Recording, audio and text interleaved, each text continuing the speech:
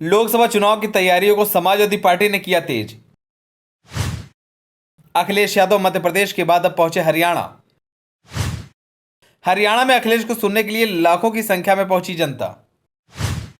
मोदी और योगी की रैलियों से ज्यादा अब अखिलेश की रैलियों में दिख रही है भीड़। अखिलेश ने हरियाणा में बीजेपी को जमकर घेरा। अखिलेश बोले इंडिया गठबंधन जीते और बीजेपी को पीछे ढकेल दे।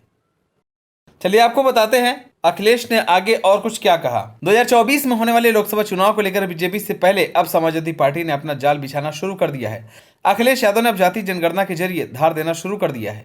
इसी बीच अखिलेश यादव हरियाणा पहुंचे और वहां पर अखिलेश यादव ने जाति जनगणना को जरूरत बताया। जिंद में हरियाणा जनसेवक पार्टी की रैली में अखिलेश ने कहा कि देश में कई ऐसी जातियां हैं जिनकी गिनती मुख्य धारा तक में नहीं होती है और कई ऐसी जातियां हैं जिनकी आज तक पहचान भी नहीं हो सकी है।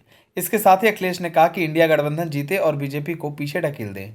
इससे अच्छा और क्या हो सकता है। महम से विधायक बलराज कुंडू द्वारा एकलव्य स्टेडियम में आयोजित जनसेवा संकल्प रैली को संबोधित करते हुए अखिलेश यादव ने कहा कि विपक्षी दलों के गठबंधन इंडिया की अगले साल लोकसभा चुनाव में जीत हो, इससे अच्छी बात और क्या हो सकती है। सपा विपक्षी दलों के गठबंधन इंडिया का हिस्सा है। आपको बता दें कि कुंडू से कुछ महीने पहले हरियाणा जनसेवक पार्टी के नाम से अलग दल बनाया है। यह घटनाक्रम अगले साल हरियाणा में होने वाले विधानसभा चुनाव से पहले सामने आया है।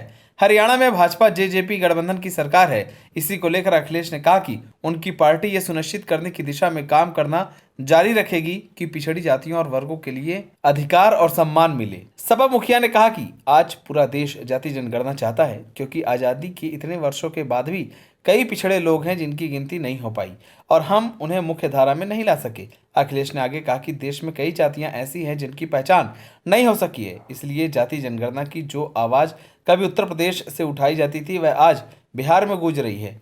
हम जानते हैं कि हरियाणा के लोग भी जाति जनगणना चाहते हैं। यादव ने कहा कि लोकसभा चुनाव के बाद समाजवादी पार्टी देश में जातिगत जनगणना सुनिश्चित कराएगी ताकि गुमनाम जातियों को भी सम्मान और अधिकार मिल सके। कांग्रेस भी जातिगत जनगणना की मांग कर रही है और उसने केंद्र में सत्ता में आने पर सर्वेक्षण कराने का दावा किया है। बिहार में नीतीश कुमार ने सरकार जातिगत सर्वेक्षण के आंकड़ों को 2024 के लोकसभा चुनाव से पहले ही जारी करा चुकी है। अखिलेश यादव ने जवानों की भर्ती की योजना अग्निवीर को लेकर कहा कि लोकसभा चुनाव घोषणा पत्र में सरकार इस योजना को समाप्त करने के वादे को भी शामिल करेगी। उन्होंने कहा कि अगर समाजवादियों को मौका मिला तो अग्निवीर व्यवस्था को समाप्त किया जाएगा और फौज में भर्ती की पहले जैसी व्यवस्था होगी। वहीं गुजरात के पूर्व मुख्यमंत्री शंकर सिंह वघेला ने आरोप लगाया कि अगले साल होने वाले आम चुनाव की निष्पक्षता पर प्रश्न चिन्ह लगा है क्योंकि चुनाव में उच्चतम न्यायालय और चुनाव आयोग का निष्पक्ष होना जरूरी है, लेकिन ऐसा नहीं है। बघेला ने यह भी आरोप लगाते हुए कहा कि आज बीजेपी के खिलाफ जो भी आवाज उठाता है उसके खिलाफ सीबीआई और ईडी को लगा दिया जाता है और जब दबाव में वह व्यक्ति भाजपा की शरण में आ जाता है तो उसका चरित्र साफ हो जाता है। उन्होंने यह भी कहा कि अगला चुनाव राजग यानी कि राष्ट्रीय जनतांत्रिक गठबंधन बनाम इंडिया होने जा रहा है और इस चुनाव में हमें सही का साथ देना है ताकि राजग को हराकर करारा जवाब दिया जा सके। आप सभी को क्या लगता है, क्या यूपी में जातीय जनगणना होनी चाहिए या नहीं?